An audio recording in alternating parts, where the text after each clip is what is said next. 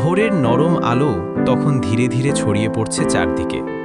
মাদ্রাসার উঁচু মিনার থেকে ফজরের আজান শেষ হয়েছে কিছুক্ষণ আগে। চারপাশে এক অদ্ভুত শান্ত পরিবেশ। পাখির ডাক, গাছের পাতায় হালকা বাতাসের শব্দ, সব মিলিয়ে জায়গাটা যেন অন্যরকম পবিত্র অনুভূতি তৈরি করে। এই মাদ্রাসার নাম জামিয়া নুরুল হুদা মাদ্রাসা। বহু দূর দূরান্ত থেকে ছাত্ররা এখানে পড়তে আসে। কেউ কুরআন হিফজ করতে, কেউ আলেম হতে, আবার কেউ নিজের জীবনকে ইসলামের পথে গড়তে। আজ মাদ্রাসার গেটে দাঁড়িয়ে আছে একটি নতুন ছেলে। তার নাম রাশেদ। বয়স প্রায় ১৯ বছর।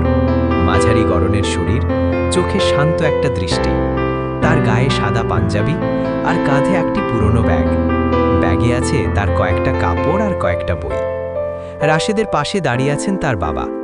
বাবা একটু আবেগী গলায় বললেন, বাবা রাশেদ, মন দিয়ে পড়াশুনো করবা, আল্লাহর রাস্তায় থাকবা। রাশেদ মাথা নিচু করে বলল, জি আব্বা, আপনি দোয়া করবেন। তার মা আসতে পারেননি, অসুস্থ ছিলেন।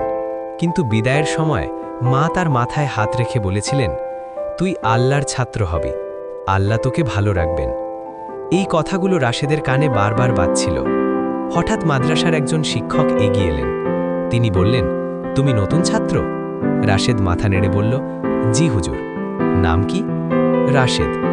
শিক্ষক হাসলেন, চলো তোমাকে হোস্টেল দেখিয়ে দিই। রাশেদ শেষবারের মতো বাবার দিকে তাকালো। তার বাবা দূর থেকে হাত তুলে দোয়া করলেন। তারপর ধীরে ধীরে রাশেদ মাদ্রাসার ভেতরে ঢুকে গেল। মাদ্রাসার ভেতরের পরিবেশ খুব সুন্দর। চারদিকে বড় বড় গাছ, মাঝখানে একটি বড় মাঠ। মাঠের এক পাশে মসজিদ, আরেক পাশে লাইব্রেরি। হোস্টেলে পৌঁছে শিক্ষক বললেন, এই রুমে থাকবে তুমি। রুমে ঢুকে রাশেদ দেখল সেখানে আরও ৩ জন ছাত্র আছে। একজন হাসি মুখে বলল, নতুন এসেছ? রাশেদ বলল, জি, আমি সাদিক, আর ওরা হলো ফারহান আর মিজান। রাশেদ একটু লাজুকভাবে হাসল। সাদিক বলল, ভয় পাওয়ার কিছু নেই, কয়েকদিনের মধ্যে সব ঠিক হয়ে যাবে। সবাই মিলে গল্প করতে লাগলো। হঠাৎ বাইরে থেকে মসজিদের মাইক বেজে উঠল। সব ছাত্রদেরকে জানানো যাচ্ছে, আজ সকাল 10টায় নতুন ছাত্রদের জন্য ওরিয়েন্টেশন ক্লাস হবে। সাদিক বলল, চলো আগে নাস্তা করি। মাদ্রাসার ক্যান্টিন খুব সাধারণ, সবাই মাটিতে বসে খাচ্ছে। আজ নাস্তায় ছিল রুটি আর ডাল। রাশেদ চারদিকে তাকাচ্ছিল। এই নতুন পরিবেশ তার কাছে অচেনা হলেও অদ্ভুতভাবে ভালো লাগছিল। নাস্তা শেষ করে তারা ক্লাসের দিকে গেল। ক্লাসরুমটা বেশ বড়। সামনে একজন বয়স্ক শিক্ষক বসে আছেন। তিনি বললেন, তোমরা যারা নতুন ছাত্র, মনে রেখো, এই মাদ্রাসা শুধু পড়াশোনার জায়গা না, এটা মানুষ হওয়ার জায়গা। সবাই মন দিয়ে শুনছিল। ক্লাস শেষ হওয়ার পর সবাই বেরিয়ে গেল। রাশেদ একা একা হাঁটছিল মাদ্রাসার ভেতরের পথ দিয়ে। হঠাৎ তার চোখ পড়ল মাদ্রাসার লাইব্রেরির দিকে। সে ধীরে ধীরে লাইব্রেরির সামনে এসে দাঁড়ালো। দরজাটা আধ খোলা ছিল। ভেতরে ঢুকে সে দেখল শেলফে শেলফে বই সাজানো। কুরআনের তাফসির, হাদিসের কিতাব, ইসলামের ইতিহাস, সব ধরনের বই। রাশেদ ধীরে ধীরে বই দেখছিল। হঠাৎ তার চোখ অন্যদিকে চলে গেল। লাইব্রেরির জানলার পাশে একজন মেয়ে বসে আছে। মেয়েটি মাথায় হালকা নীল হিজাব পরেছে। সামনে খোলা কুরআন শরীফ। সে খুব মন দিয়ে পড়ছে। তার মুখে এক অদ্ভুত শান্তি। রাশেদ কিছুক্ষণ তাকিয়ে রইল। সে জানত না কেন, কিন্তু এই দৃশ্যটা তার মনে গভীর একটা অনুভূতি তৈরি করল। হঠাৎ মেয়েটি মাথা তুলে তাকালো। এক মুহূর্তের জন্য তাদের চোখে চোখ পড়ল। রাশেদ হঠাৎ অপ্রস্তুত হয়ে গেল। সে তাড়াতাড়ি অন্যদিকে তাকালো। মেয়েটি আবার কুরআনের দিকে মন দিল। রাশেদের বুকের ভেতর অদ্ভুত একটা অনুভূতি হচ্ছিল। সে নিজের মনকে বলল, না, এসব ভাবা ঠিক না। তারপর সে ধীরে ধীরে লাইব্রেরি থেকে বেরিয়ে গেল। কিন্তু বের হওয়ার সময় সে শুনতে পেল লাইব্রেরির বাইরে 2 জন ছাত্র কথা বলছে। একজন বলল, ওই মেয়েটাকে দেখেছ? আরেকজন বলল, হ্যাঁ, ও তো আফিয়া। প্রথমজন বলল, জানো, ওর জীবনে এমন একটা ঘটনা ঘটেছে। সে কথাটা শেষ করার আগেই রাশেদের বুক ধক করে উঠল। সে অজান্তেই দাঁড়িয়ে গেল, কারণ ছেলেটা পরের কথাটা খুব নিচু স্বরে বলল, এই মাদ্রাসায় আসার আগে আফিয়ার জীবনে এমন কিছু হয়েছিল যেটা কেউ জানলে অবাক হয়ে যাবে। রাশেদের মনে হঠাৎ অদ্ভুত কৌতূহল জেগে উঠল। সে ভাবল, আফিয়ার জীবনে কি ঘটেছিল। ঠিক তখনই পেছন থেকে কেউ তার কাঁধে হাত রাখল। রাশেদ ঘুরে দাঁড়ালো। দেখল সাদিক দাঁড়িয়ে আছে। সাদিক বলল, এই যে, এখানে কি করছো? রাশেদ একটু অপ্রস্তুত হয়ে বলল, কিছু না, বই দেখছিলাম। সাদিক হেসে বলল, চলো, মাঠে সবাই খেলতে গেছে। রাশেদ হাঁটতে লাগল, কিন্তু তার মাথায় বারবার ঘুরছিল সেই কথাটা, আফিয়ার জীবনে কি হয়েছিল। সে জানত না এই প্রশ্নটাই ধীরে ধীরে তার জীবনকে এমন এক পথে নিয়ে যাবে যেখান থেকে আর সহজে ফিরে আসা যাবে না। দুপুরে রোদ তখন একটু নরম হয়ে এসেছে। মাদ্রাসার মাঠে কিছু ছাত্র ফুটবল খেলছে, কেউ গাছের নিচে বসে গল্প করছে, আবার কেউ কিতাব নিয়ে পড়াশোনা করছে। কিন্তু রাশেদের মনটা আজ অদ্ভুতভাবে অস্থির। মাঠে দাঁড়িয়ে থেকেও তার মন বারবার চলে যাচ্ছে লাইব্রেরির দিকে। সেখানে বসে থাকা মেয়েটার কথা তার মাথা থেকে যাচ্ছে না, আফিয়া। সে নিজের মনকে বোঝানোর চেষ্টা করছিল, না, এসব ভাবা ঠিক না, আমি তো এখানে পড়াশোনা করতে এসেছি। কিন্তু যতই সে ভুলতে যায় ততই সেই দৃশ্যটা মনে পড়ছে, জানালার পাশে বসে কোরআন পড়া মেয়েটা। হঠাৎ সাদিক বলল, এই রাশেদ, কি ভাবছ? রাশেদ একটু চমকে উঠল, না, কিছু না। সাদিক হেসে বলল, চলো, আসরের আগে একটু হাঁটতে যাই। রাশেদ মাথা নেড়ে রাজি হল। মাদ্রাসার ভেতরের পথটা খুব সুন্দর, দুই পাশে বড় বড় আম গাছ, বাতাসে পাতার শব্দ হচ্ছে।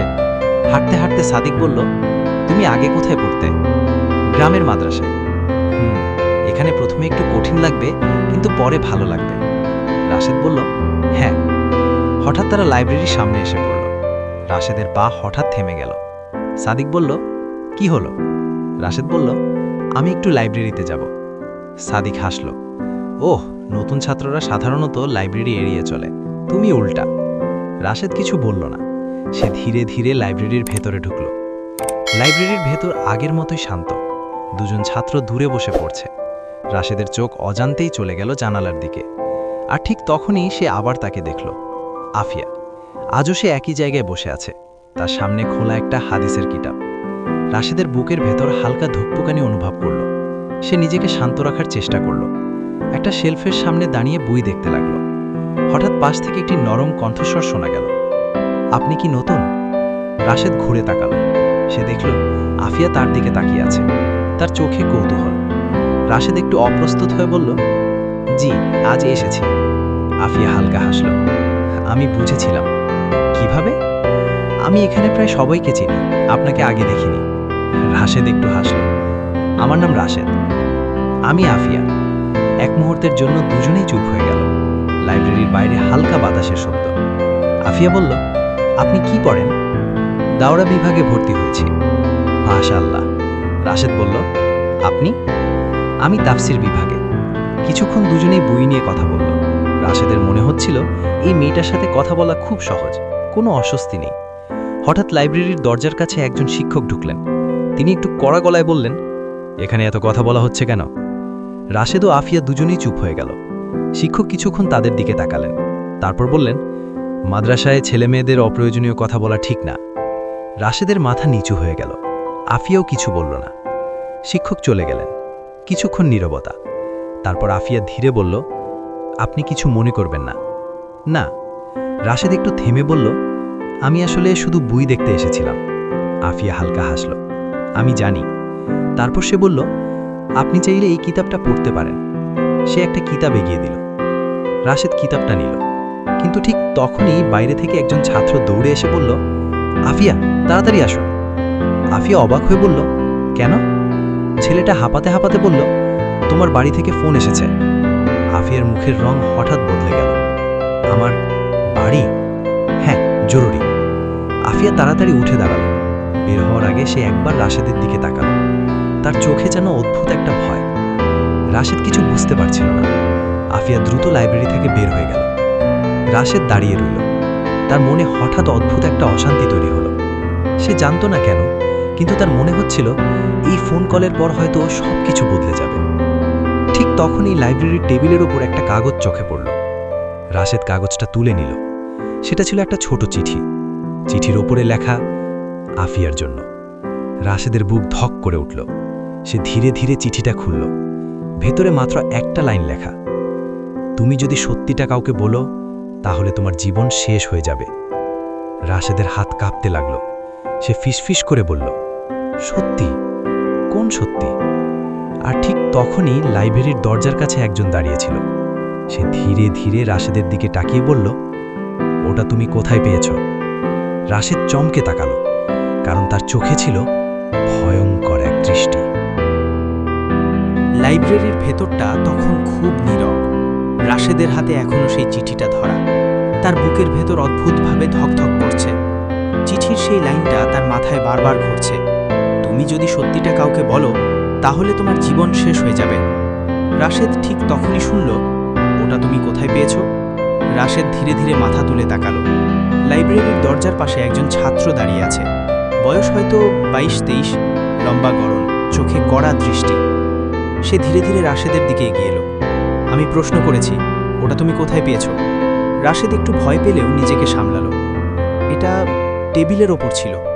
ছেলেটা কিছুক্ষণ চুপ করে রইল, তারপর বলল, ওটা আমাকে দাও। রাশেদ অবাক হয়ে বলল, কেন? ছেলেটা একটু হাসল, কিন্তু সেই হাসিটা অদ্ভুত, কারণ এটা তোমার জন্যে না। রাশেদ কয়েক সেকেন্ড চুপ করে রইল, তারপর চিঠিটা এগিয়ে দিল। ছেলেটা চিঠিটা নিয়ে পকেটে রাখল, তারপর ধীরে বলল, নতুন ছাত্র তাই না? জি, আমার নাম কামরান। রাশেদ মাথা নেড়ে বলল, আমি রাশেদ। কামরান একটু ঝুঁকে এসে খুব নিচু স্বরে বলল, একটা কথা মনে রাখবে। রাশেদের বুকের ভেতর কেমন যেন কেঁপে উঠল। কামরান বলল, এই মাদ্রাসায় এমন কিছু বিষয় আছে যেগুলো নিয়ে বেশি জানার চেষ্টা করা ভালো না। রাশেদ অবাক হয়ে তাকিয়ে রইল। আপনি কি বলতে চাইছেন? কামরান সোজা হয়ে দাঁড়াল। আমি শুধু বলছি, নিজের কাজে মন দাও। তারপর সে ধীরে ধীরে লাইব্রেরি থেকে বের হয়ে গেল। রাশেদ কয়েক মুহূর্ত দাঁড়িয়ে রইল। তার মনে হচ্ছিল এই মানুষটা যেন কিছু লুকাচ্ছে। বিকেলের আসরের আজান শুরু হলো। সব ছাত্র মসজিদের দিকে যাচ্ছে। রাশেদও ধীরে ধীরে হাঁটতে লাগল, কিন্তু তার মাথায় ঘুরছে কয়েকটা প্রশ্ন। চিঠিটা কে লিখেছে? কেন আফিয়াকে হুমকি দেওয়া হচ্ছে? আর কামরান কেন এত অদ্ভুত আচরণ করল? মসজিদের ভেতর সবাই নামাজে দাঁড়ালো। ইমাম সাহেব তাকবীর বললেন। সবাই নামাজে মন দিল, কিন্তু রাশেদের মন পুরোপুরি শান্ত হতে পারছিল না। নামাজ শেষ হওয়ার পর সবাই ধীরে ধীরে বের হয়ে গেল। রাশেদ মসজিদের সিঁড়িতে বসেছিল। ঠিক তখন সাদিক এসে বলল, এই, তুমি এখানে বসে আছো কেন? রাশেদ বলল, কিছু না। সাদিক বলল, চলো, আজ রাতে নাকি নতুন ছাত্রদের জন্য ছোট একটা মাহফিল হবে। রাশেদ মাথা নেড়ে উঠল, কিন্তু তার মন এখনও অস্থির। রাত হয়ে গেছে। মাদ্রাসার মাঠে ছোট একটা আয়োজন হয়েছে। কিছু শিক্ষক কথা বলছেন, ছাত্ররা বসে শুনছে, কেউ কেউ নাস্তা বিতরণ করছে। রাশেদ চারিদিকে তাকাচ্ছিল। হঠাৎ সে দূরে কাউকে দেখতে পেল। আফিয়া। সে মাঠের একপাশে দাঁড়িয়ে আছে। তার মুখে আজ অদ্ভুত এক বিষণ্ণতা। রাশেদ কিছুক্ষণ দ্বিধা করল, তারপর ধীরে ধীরে তার দিকে এগিয়ে গেল। আফিয়া? আফিয়া মাথা তুলে তাকালো। ওহ, আপনি? রাশেদ বলল, আজ বিকেলে আপনার বাড়ি থেকে ফোন এসেছিল, সব ঠিক আছে? আফিয়া কয়েক সেকেন্ড চুপ করে রইল, তার চোখে যেন ভয়। হ্যাঁ, সব ঠিক। রাশেদ বুঝতে পারল কিছু একটা ঠিক নেই। সে ধীরে বলল, আপনি এমন কেন বলছেন? আফিয়া একটু অবাক হয়ে তাকালো। আপনি এমন কেন বলছেন? রাশেদ কিছুক্ষণ চুপ করে রইল, তারপর বলল, কারণ আমি আজ লাইব্রেরিতে একটা চিঠি পেয়েছিলাম। এই কথা শুনে আফিয়ার মুখ এক মুহূর্তে ফ্যাকাশে হয়ে গেল। চিঠি? হ্যাঁ। আপনি পড়েছেন? রাশেদ মাথা নেড়ে বলল, হ্যাঁ। আফিয়ার চোখে হঠাৎ আতঙ্ক দেখা গেল। সে ফিসফিস করে বলল, আপনি কাউকে বলেননি তো? না। আফিয়া গভীর নিঃশ্বাস নিল, তারপর খুব নিচু স্বরে বলল, রাশেদ, আপনি দয়া করে এই ব্যাপারটা ভুলে যান। রাশেদ অবাক হয়ে বলল, কিন্তু কেন? আফিয়ার চোখে তখন জল। সে বলল, কারণ এই সত্যটা জানলে আপনারও সমস্যা হবে। ঠিক তখনই পেছন থেকে একটা কড়া গলা শোনা গেল। আফিয়া। দুজনেই ঘুরে তাকালো। দেখল দূরে দাঁড়িয়ে আছে কামরান। তার চোখ সরাসরি রাশেদের দিকে। সে ধীরে ধীরে বলল, তুমি এখানে কি করছো? আফিয়া কিছু বলতে পারল না। কামরান কাছে এসে দাঁড়ালো, তার চোখে অদ্ভুত কঠোরতা। সে রাশেদের দিকে তাকিয়ে বলল, আমি তো বলেছিলাম নিজের কাজে মন দিতে। রাশেদ কিছু বলল না। কামরান আবার বলল, এই বিষয়টা এখানেই শেষ হওয়া ভালো। তারপর সে আফিয়ার দিকে তাকালো। চলো। আফিয়া মাথা নিচু করে দাঁড়িয়ে রইল। যাওয়ার আগে সে একবার রাশেদের দিকে তাকালো। সেই দৃষ্টিতে ছিল ভয়, অসহায়ত্ব আর এক অদ্ভুত অনুরোধ। রাশেদ বুঝতে পারছিল এই মেয়েটা বড় কোনো সমস্যার মধ্যে আছে, আর সেই সমস্যার সাথে কামরানের সম্পর্ক আছে। কামরান আর আফিয়া অন্ধকারের দিকে হেঁটে চলে গেল। রাশেদ মাঠে একা দাঁড়িয়ে রইল। তার মনে তখন একটা সিদ্ধান্ত তৈরি হচ্ছে। সে ধীরে ফিসফিস করে বলল, না, আমি এই রহস্যটা জানবই। কিন্তু সে জানত না এই সত্য খুঁজতে গিয়ে সে এমন এক ঘটনার মুখোমুখি হবে যেটা তার জীবন পুরোপুরি বদলে দেবে। বাকি গল্প শুনতে চ্যানেলটি সাবস্ক্রাইব এবং লাইক, কমেন্ট, শেয়ার করতে ভুলবেন না। চোখ রাখুন দ্বিতীয় পর্বে। ধন্যবাদ।